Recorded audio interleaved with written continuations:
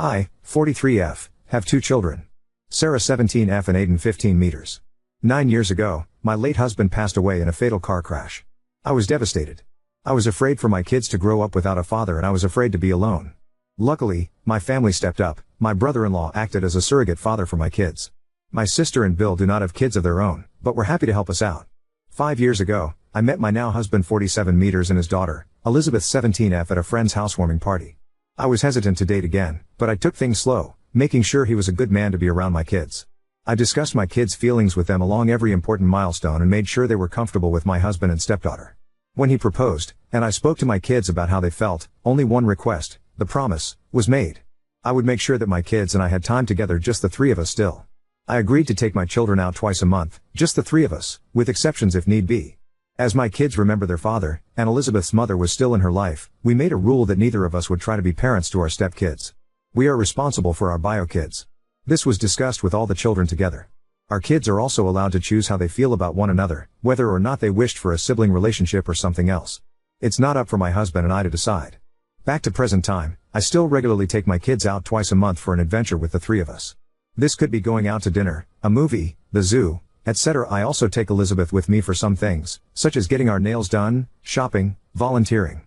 Sometimes my kids will come along as well. My husband and I are still responsible for our own kids. We parent them differently, but that's what is causing the problems. We are each in charge of grades, party planning, rewards, punishments, special parent-child time. Chore lists, curfews/rules. The issue is, I am far more active in my kids' lives than my husband is. I regularly celebrate my children, go to all their events, keep on top of their grades. I know where my kids are, I listen to their concerns, and speak about their lives. My husband doesn't do those things for my stepdaughter. I think I underestimated how much this is creating tension between our kids. Elizabeth and Aiden don't interact with one another.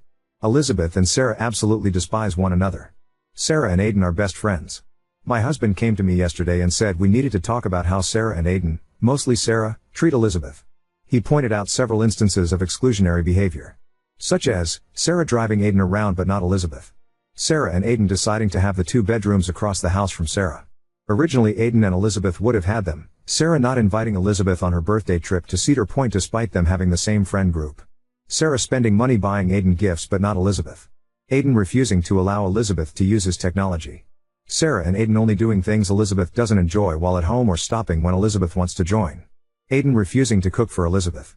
Sarah buying all 3 of them locks for their bedroom doors, which my husband claims was only to make it look like Sarah did something nice for Elizabeth. My husband claimed that I was the cause of this problem by setting the example of excluding Elizabeth with the promise I made to my kids. He demands that I stop the practice and start to treat Elizabeth like my own kid. I said no, as that is not part of our agreement. Elizabeth isn't the one asking me, he isn't willing to step up and act as a father to my kids, and my children come first. I will always make them feel valued. I'm the only one however plans anything for the kids. Since we've bought a house together, he has only planned birthday parties for Elizabeth. Nothing else. He doesn't plan family trips, dinners, celebratory events, none of that. I know he won't put in any effort for my kids as he barely does for his own. When I brought this up to him in the past, he said it's not my problem and reminds me of our agreement. Oh, and since I didn't add it in, I'm going to speak to both of my kids separately and then together to get to the bottom of their behavior. Update 1. A lot has happened in that time. First, I want to address some information that was previously left out in my original post. It seems I am not a very good writer. I also apologize in advance for using a lot of lists in this post. It helps me think to have things written out. 1. Aiden is a boy. I accidentally wrote 15F, but I fixed that. My mistake. 2. Both my husband and I were unaware of the dynamic in our household. We both work long hours during the week and don't spend much time together at home. For context, my work schedule is 8 to 6 Monday to Thursday. I have Fridays and Sundays off, and the option to come in on Saturdays when I wish to. My kids and I go to sleep around 8 to 9, Elizabeth stays up a little later, and my husband goes to sleep around 7. He works 12-hour shifts from 6 to 6 every day and wakes up for work around 5. He also has Fridays and Sundays off. I usually plan for the weekends on Monday, which we typically are out of the house for. We as in me, always, my kids, stepdaughter, and hubby. 3. I do spend time with my stepdaughter, as stated in the previous post. 4. My husband and Elizabeth have different ideas of spending time together. For me and my kids, it's getting out of the house. For those 2, it's staying home, playing board games or watching a movie. This activity started because my husband wasn't in a good financial situation post-divorce and he couldn't afford to take her out often. So they did spend a lot of time together. 5. Elizabeth's mother, Bailey, is in jail and has been for 5 months. She committed a small crime and was sentenced to a year. She keeps in contact with Elizabeth via phone calls, letters, and visitation. Saturdays are usually spent now with me and Elizabeth going to visit Bailey, unless I need to work. Her father doesn't bring her. 6. My kids and Elizabeth did get along. The exclusion doesn't happen during family trips or when I'm around. 7. Sarah has a car but Elizabeth doesn't, though she has a license. Sarah has been working since she was 15 and I agreed that I would pay half plus insurance, while Sarah pays the other half plus gas. 8. Aiden was also not on the Cedar Point trip. I paid for most of the cost but Sarah helped and a lot of the other girls' parents plus kids chipped in as well. 9. I am more strict with my kids than my husband is with Elizabeth. They have a curfew, grade expectations, safety regulations, etc. I think that's it, but I might add some if I think of anything else. I am also going to address the previous points. These are not justifications, just how I see them along with more clarification. Sarah driving Aiden around but not Elizabeth. Aiden does not have a license and has multiple outside activities. Elizabeth drives either mine or my husband's car. Sarah and Aiden deciding to have the 2 bedrooms across the house from Sarah. Originally Aiden and Elizabeth would have had them. Our house has 2 master bedrooms and 2 regular bedrooms. Sarah was going to have one of the masters, but she insisted Elizabeth take it, her reasoning being she won't have to share a bathroom with her stepbrother. The 2 masters are on the main floor, the regular rooms are on the second floor. Literally just a hallway with bedrooms and a bathroom. Sarah not inviting Elizabeth on her birthday trip to Cedar Point despite them having the same friend group. Said in point 8 Sarah spending money buying Aiden gifts but not Elizabeth. Don't see a problem with this. Sarah earns her own money, she can spend it as she pleases. Aiden refusing to allow Elizabeth to use his technology. He and Sarah are both gamers but Aiden is 10x more invested in it than Sarah. Sarah and Aiden only doing things Elizabeth doesn't enjoy while at home or stopping when Elizabeth wants to join. Not sure but defo not okay. Aiden refusing to cook for Elizabeth. Aiden cooked a lot as a kid and developed a passion for it. He cooks dinner for the entire fam, including Elizabeth, and will cook separate things on Sarah's request, like lunch or breakfast, and she will also buy him ingredients for new recipes either of them wish to try. Sarah buying all 3 of them locks for their bedroom doors, which my husband claims was only to make it look like Sarah did something nice for Elizabeth. This one I also see no issue with. Privacy is important and all 3 installed their locks. Update 2. I spoke with all 3 kids last night separately and told them all to write a list of things they want to address in today's family meeting. I found out a lot that absolutely shocked me when I spoke privately. For the family meeting, we all sat down in the living room. I asked Elizabeth to speak first, since she is the one who is upset and without explanation for her behavior. She reiterated the statements above, and added some things on her list. Elizabeth's list: movie nights upstairs without her, refusing to drive her to school / leaving without her. Refusing to even attempt a sibling relationship with her. Putting locks on their doors and using the bathroom to be able to visit each other / hang out. Gaming without her. Elizabeth said she felt as if they hated her and wanted her gone. She said she is just as worthy of a parent as Sarah and Aiden were, and how it's unfair that we get to be a family and she doesn't have one. Sarah, very rudely, asked if she honestly felt she has any less of a family than she and Aiden do. Elizabeth was going to say something else, but my husband stepped in and asked Sarah to read her list. Though Sarah told me last night about what Elizabeth had been doing, I didn't expect how bluntly she would bring it up. Sarah's list: breaking into their bedrooms and stealing their stuff / food. Insisting on sharing clothes / matching. Insisting on a sibling relationship when already declined by both. Following her around school and forcing herself into Sarah's friend group despite being told multiple times to leave them alone. Threatening to go to teachers / me and hubby if they didn't. Stealing and then ruining Sarah's makeup. Telling my kids they should be happy their father died because now they have her dad and a sister. Making inappropriate comments towards anime characters out loud while watching together. This includes minors. Insisting Aiden has a crush on her. Getting handset with Aiden and then getting defensive when Sarah intervenes / calls her out for doing so. This is the real reason Sarah insisted on the bedroom situation, purchasing 2 fun items and giving one to Sarah after she confessed to a crush on TV. Throwing a fit whenever she loses in a game or any form of competition. Refuses to study / spend time on school and then complaining when she doesn't get good grades. Expecting me to step up and do everything for her, even though I do not do those things for even my own kids, instead of her father. Constantly being late getting ready for school and then being upset they don't wait for her. Flirting with Sarah's boyfriend at the time because sisters share everything. Refusing to get a job or do anything worthwhile while being jealous of both kids' accomplishments. When she was done, I asked Aiden if Elizabeth was really trying to touch him. He didn't answer at first, but after a moment said yes. Elizabeth denied it immediately, but Sarah shut her down and said she wasn't finished speaking. Sarah told Elizabeth that she was a disgusting human being, that she thinks he can get away with anything she wants but she can't. None of their friends like her and wouldn't be around her if Elizabeth didn't make them. That she was spoiled and entitled. That if she ever tried to do anything with her brother, Sarah and everyone else would make her life living hell. I stopped Sarah there, as I don't tolerate threats of violence. Elizabeth said it's not fair, that she and Sarah have similar interests, and that she's only treated worse because she's ugly and Sarah isn't. When you do it, it's cool. When I do it, it's trashy and weird. Sarah argued back, saying it doesn't have anything to do with her looks, she's just a bad person. Elizabeth brought up how Sarah is the bad one, purposefully excluding her, spending time with me separately, refusing to acknowledge her in the house she lives in, refusing to accept her and her father as family, that they both lost a parent. Sarah, my dad is dead. He's never coming back. Your mom is in jail. You speak with her daily. See her every week. It's not the same at all. Elizabeth, it is the same. I share my dad, you're just bitching that you have to share your mom now. Sarah, at least my dad didn't choose to leave me. Your mom had a choice and I can see why she chose it. Elizabeth slapped Sarah. Aiden punched Elizabeth. Husband shoved Aiden into a mirror hung on the wall. I started screaming at my husband to keep his hands off of my children while telling my kids to go pack a bag. Kids ran off, Elizabeth followed them, husband and I were screaming at each other. I could hear Elizabeth pounding on their doors and crying. After a lot of yelling my husband slapped me, then Sarah started screaming at Elizabeth. Apparently Aiden was putting the bags in the car, and the girls disappeared. I found them in my bedroom fighting because Sarah was packing a bag for me. I told Sarah to go wait in the car while I pack. She hesitantly obeyed. I packed my bag while husband and Elizabeth were screaming at me, then left. Sarah was on the curb in the driver's seat, so I let her drive away and then told her to switch with me. My son had to be taken to the hospital as the mirror had cut him. Aiden needed 17 stitches and has a concussion. I am pressing charges against my husband and filing for separation and divorce immediately. I'm currently writing this from our hotel room. I spoke to Sarah and asked why she didn't bring any of this up previously. She told me that Elizabeth only started acting like that after husband had already proposed, and both she and Aiden wanted me to be happy, because they'd seen how depressed I was after my late husband died. This obviously broke my heart. I told her, and later Aiden, that they are my happiness. Sarah argued and said that since I'd made so many sacrifices it's only fair that they did too.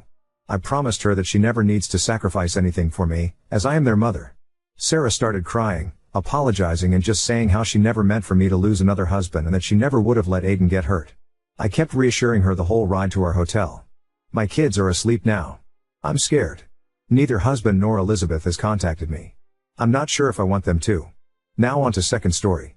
Sister used her husband as an excuse to belittle me and my mother, then tried to sabotage my career. I, 26F, live in a small town with a lot of family. Aunts, uncles, cousins, grandparents, basically everyone related to me lives here. My sister Lilia, 28F, married her husband Sean, 31 male, last year. I don't know him very well, but I don't have a problem with him either. Every other weekend, my mom will host a party type thing for the whole family. There's food, decorations, music, etc. Everyone has a blast. A few months ago, my sister started acting kind of strange at these parties. Her husband isn't a very social person from what I can tell. He usually stands off to the side, sometimes without food. Lilia started making comments, usually to our immediate family, but sometimes to anyone who'll listen, about how Sean thinks the decorations look tacky or Sean thinks the music is too loud. At first it was basically harmless, but the comments got worse and worse. She started saying things like that outside of family parties, too. The weekend before last, she made small talk for a while before saying, Sean doesn't look like he's having a good time. I don't think he likes the food very much. I can't really blame him, we don't usually eat at low-class restaurants like yours. Her comments always pissed me off, but this pushed me pretty hard. My mom works really hard to make delicious food for these parties. She's a chef at Olive Garden. I guess my mom could tell I was getting upset, so she pulled me aside and told me not say anything to Lilia, that it wasn't a big stuff like that. I respected her wishes, even though I really wanted to stand up for her. Last week, Lilia called and said Sean's best friend is getting married. I'm a wedding planner, and she wants me to plan the wedding. I said sure. This weekend, Sean's best friend and his fiancée had a joint bachelor and bachelorette party. Lilia is a bridesmaid. She invited me to come along so I could meet the bride and groom, and probably officially become their wedding planner. When I arrived at the club, Lilia immediately grabbed my wrist and pulled me to the bathroom. She said, Sean isn't happy. No one will take you seriously as a wedding planner if you dress like a slut. You embarrassed him, and now, the groom will blame him for recommending a shitty planner. I had enough of her at that point. It felt like she was just using Sean as an excuse to voice her own opinions. I said, if Sean thinks I'm a shitty wedding planner for dressing normally for a damn club, he can get, the groom a new wedding planner. I walked out and went home. Ada? NTA. Your sister is a seriously crappy person. She constantly complains about the work you and your mom do. She has the audacity to put the blame on her husband. Have you ever actually heard him say anything like this? I would be willing to bet she is the one with all the issues. And they are all reflective of her own insecurities. Oop, no, we don't normally talk, and as far as I can tell he's never said anything like this. So, walk up to him and directly tell him what your sister said and ask if he said it. Call him out. If he looks at you blankly or says what are you talking about, tell him your sister is making a fool of him and good luck. Oop, that's a good idea. Thank you. Info, legit, what do you feel like might have been odd behavior here? Oop, my mom specifically said not to say anything about my sister's behavior. She has stage 4 cancer. I always do my best to respect her wishes, because I don't know how much longer I'll be with her. Info, is Sean ever happy? He sounds like someone who is happy because he's unhappy, if you get what I mean. NTA, and honestly, you dodged a bullet. There is no way you could make Sean or his friend happy planning their weddings.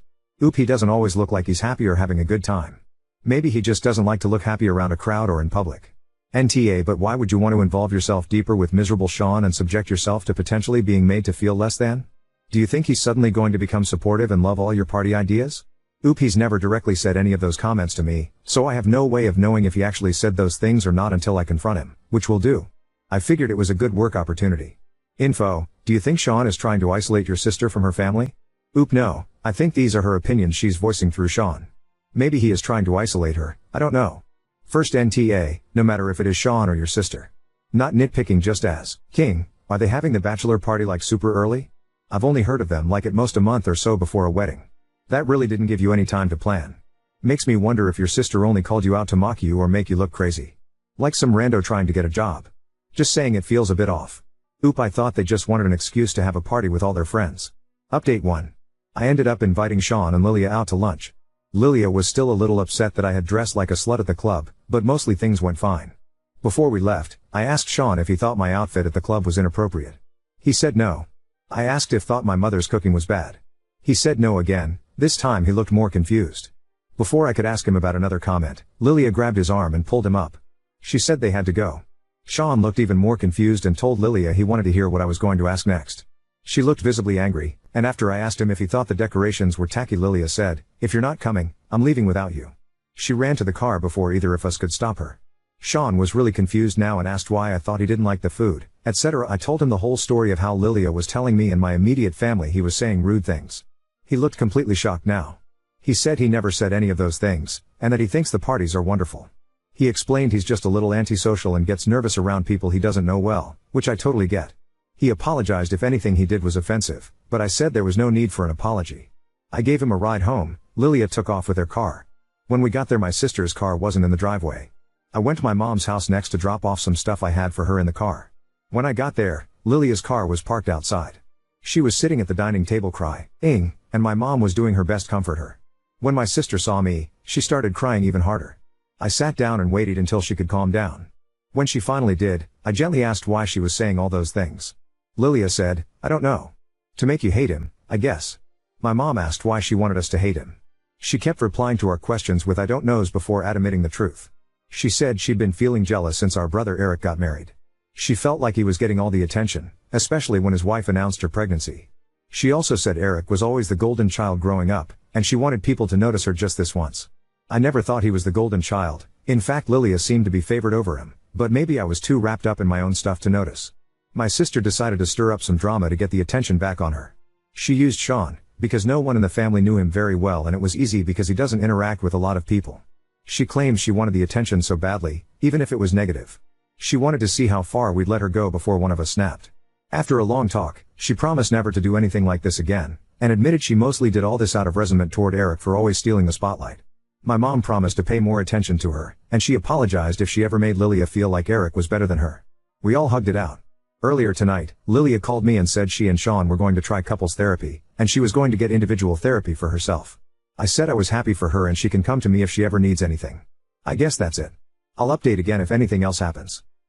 Almost infinity. Personally, I would never trust Lilia with anything ever again, especially because she craved attention so much she didn't care if it made her partner, a man she supposedly loves, into tea. He bad guy. What's stopping her from doing that to any one of you if she could do that to the man she made vows with? My mom promised to pay more attention to her, and she apologized if she ever made Lilia feel like Eric was better than her. I don't really like this response, to be honest. Lilia straight up admitted she wanted people to hate Sean for no reason, and she gets rewarded with love and more attention. Oop, my mom has stage 4 cancer, and we don't know how much longer she'll be here. I completely understand wanting this all to just be over and cherishing the time she has left with her daughter. But in a different situation, I 100% agree that this wouldn't be a great response. Honestly if I were you I'd give your sister some LC space. Because she's acted horribly to all of you and at her poor husband's expense. All because she didn't have enough attention. She needs help and you need to stay away from her for a bit. She's just drama at this point. I would, but I think a lot of this was caused by mom's declining health. I want to be there for all of my family if the worst were to happen. You can still be there for your mom while keeping low contact with your sister. Stop making excuses for her. My mom wants all of to be there for her as a family. If I went low contact, it would really hurt my mom and cause other damage to the family. I also think this is just Lilia's way of dealing with the grief of possibly losing our mom. It doesn't excuse her behavior of course, but I can't go low contact now when she needs me. At the very least Sean has to know. You all feel bound by blood and hard times and there's nothing wrong with that, but he deserves the right to choose if he wants to spend his life with someone who would do something like this to him. That level of attention seeking and all the reasons behind it need therapy.